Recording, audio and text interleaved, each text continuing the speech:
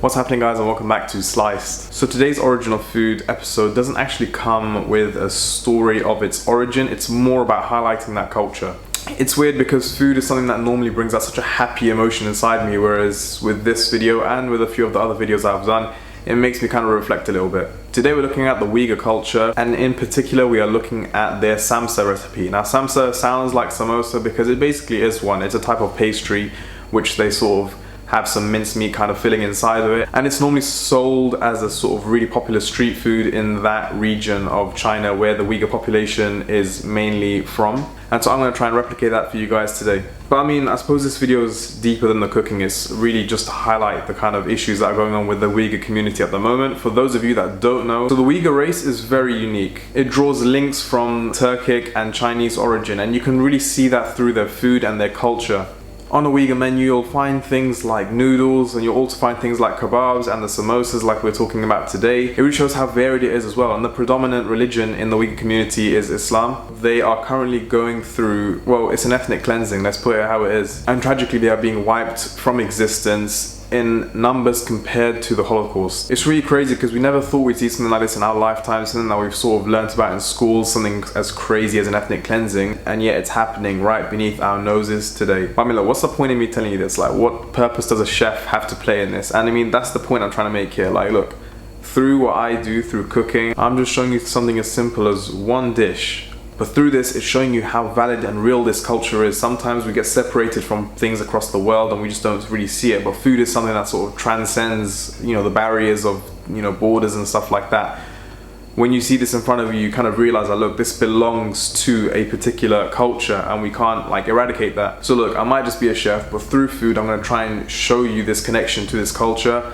And I hope this shows you that, you know what, through each and every one of your own professions, whether you're a teacher, a doctor, a student, if you're on social media as like an influencer, whatever, like everyone has a part to play in this. Like you can raise awareness, you can like petition, you can donate to charities. I'll leave lots of links in the description below. But look, the main thing is to just educate yourself and try and spread this news and share it with people and really preserve and recognize this culture and empower it. Because look, it's a similar message to what I've been saying in my previous Origin of Food videos. Like, you know, tyrants can try and erase the culture of certain people, but when we internalize and sort of remember the beauty of these cultures, that we can never forget them. Yeah, I feel like I didn't really word that properly, but I hope you understand the point I'm trying to make here. Either way, check out the description below and I'll try and leave a few things there that can hopefully direct you in the right direction. So anyway, onto the video. This dish is actually really simple. So what we're going to start with is our dough, because this needs to rest for a bit as well. So we're going to start off with some plain flour. I didn't really measure it, to be honest. It was about 300 grams if you want to be a stickler for that kind of thing. And I poured it into my mixing bowl and I used a dough hook to mix in some salt and enough lukewarm water until it started to become really stiff. I added a bit too much, but that's absolutely fine. You can just add a bit more flour on top.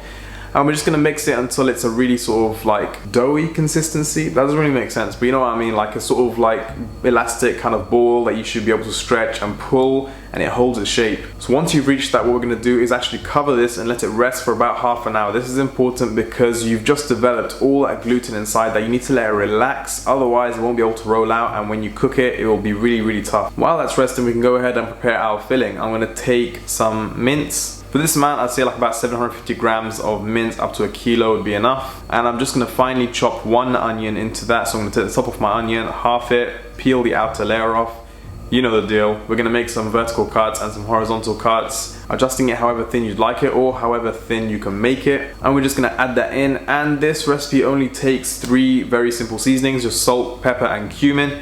If you want to tweak it to make it your own, you can absolutely do that, but I've decided to just keep it quite, you know, simple and authentic and just use those ingredients that I saw in the recipes that I was looking at, so salt, pepper and cumin. And I'm also going to add in a little bit of water as well. About half a cup would be enough, and this is important because it's going to create steam, which is going to create pockets when you bake it. So once it's all mixed together, we're going to preheat our oven around 200 degrees, 190 degrees should be enough. And I'm going to take a pan or a tray and you're going to oil it and put it in the oven. So you're preheating that pan. This is sort of the best way to replicate those traditional ovens that the Uyghur community use. And so while that's preheating, we can go ahead and start making our samsa. We're going to go ahead and take a golf-sized ball of dough, and on a lightly floured surface, we're going to roll it out into a sort of thin circular shape. You want it to be fairly thin, but not too thin that it will break. You know, you'll be able to kind of get it. You should be able to see your hand through the pastry. I'm then going to take a really small piece of our mince mixture, making sure you've got the nice pieces of onion, etc. in it, and roll it fairly flat. You don't need to be too thick so that it doesn't cook properly. And I'm just going to fold it in very lightly. I'm not trying to like seal it, really make it really dense. I'm just trying to make it nice and light. I'm going to wet the edges around the pastry with a little bit of water, and this is going to help it to stick. So I'm just going to fold one side, the second side, and then the last two sides over, and then just flip the whole thing over, and that is our pocket. And the idea is that when it cooks in the oven, it's going to create steam and it's going to expand and become a nice sort of like samosa kind of thing. And the great thing about this is that you can make loads of these and actually freeze it and then cook it when you feel like it. So our pan is nice and hot. I'm going to go ahead and add in our samsas to the pan and bake them for about 15 minutes should be enough. If you haven't got a fan oven, you might have to flip it halfway through just to make sure it colors evenly. If you have got a fan oven, it should be absolutely fine. And once it's done, we're going to take it out. And Lord have mercy, it looks absolutely beautiful. And look at that. One of the many ways that we can remember a beautiful culture by. So please like, subscribe, follow me on my socials at slice_YT. Check out the stuff I've left in the description if you want to learn more or support this community. And I'll see you next time.